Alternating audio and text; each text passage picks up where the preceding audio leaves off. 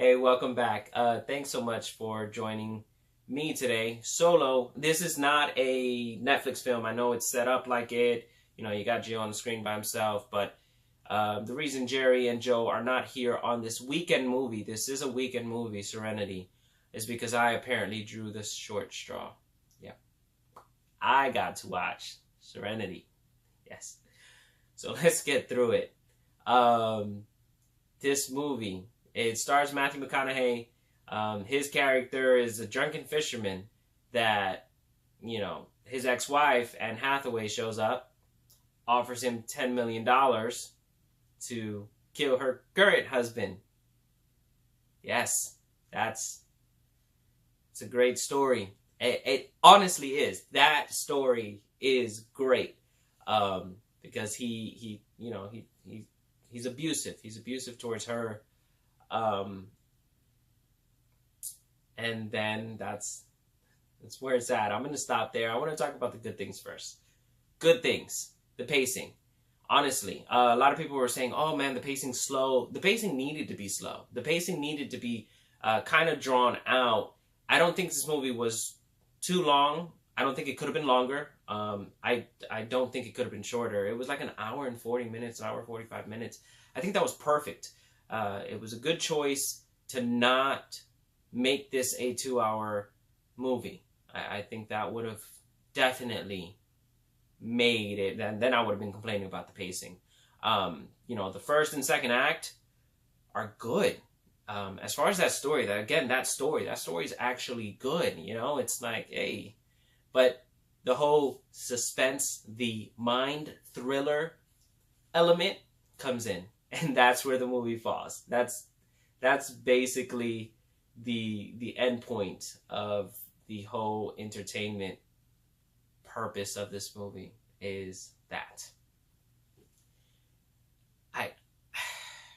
You know what? Let's stick with the good parts first.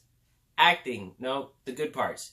Visual. I liked it. I really did. At first, I was like, ooh, there was some camera movements that were out of place. And if I explain to you what I thought, if you get this thought, then you'll be with me.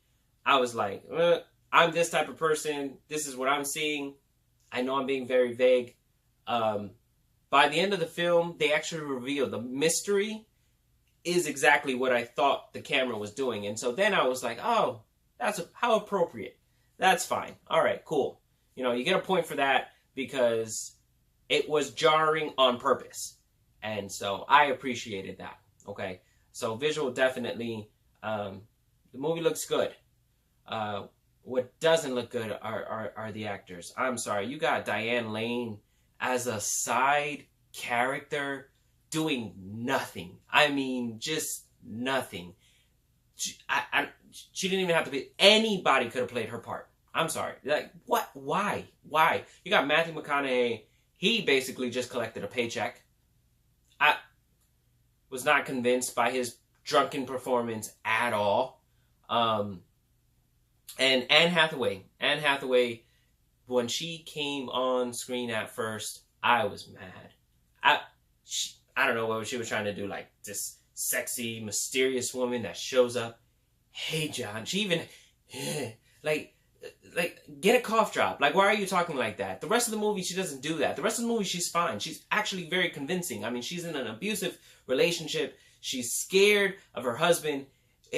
She did good. She had acting chops in this movie. But that first intro was just like, what are you doing with your life right now? Like, no, you need to stop. You need to stop. And this story, like I said, falls apart.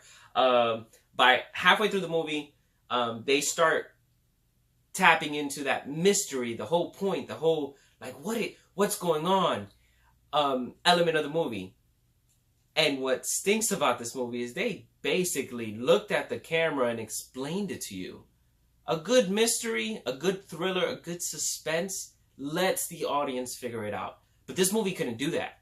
No. And like, literally, this movie couldn't do that. Like, I could not, you know how people say, I could have done a better job. I could not have done anything different.